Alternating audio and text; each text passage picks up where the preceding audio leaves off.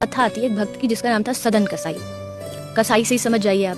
तो वो मांस बेचते थे क्योंकि उनके फादर का बिजनेस था, पिताजी मांस बेचते थे। तो अब क्या करें, तो वो मांस बेचते बेचते भी भजन करते रहते थे। भजन, मांस बेच रहे हैं लेकिन भजन कर रहे हैं कि भगवान इससे छुड़ाओ, भगवान इससे बाहर निकालो, मैं क्या करूं, मैं कैसे करूं। तो वो गए, एक दिन उनका मन आया कि अब नहीं करना, छोड़ के निकल गए। वो जा रहे थे जगन्नाथ भगवान की यात्रा पे।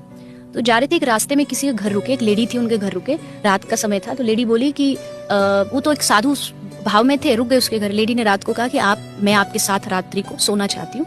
तो उन्होंने मना कर दिया कि नहीं भाई, मेरा ये भाव नहीं है, मैं आपको माँ समान देखता हूँ। उसने कहा अगर आपने नहीं किया तो फिर अच्छा आप इसलिए नहीं कर रहे हो क्योंकि मेरा पति है। तो उसने पति को मार दिया।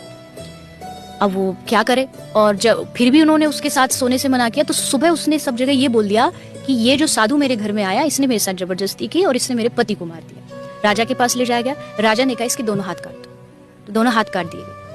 अब जब हाथ कट गए, वो रोते रोते जगन्नाथ मंदिर गए और भगवान के सामने जाके सीधा लेट के दंडवत करके रोए कि भगवान मेरे साथ क्यों, मैंने ऐसा क्या किया कि आपने मेरे साथ ऐसा किया। और जैसे वो रोए, हाथ मतलब कटे हुए हाथ सामने करके, प्रमाण है कि रोते रोते उनके दोनों हाथ बाहर आ गए। भक्तमाल जी में उनकी कथा आती है, एक अच्छे भक्तों में नाम आता है सदन कसाई का। तो जब एक कसाई भक्त हो सकता है तो बताओ फिर कहाँ ये बोलने का चांस बचता है कि भाई हमारा गलत काम है।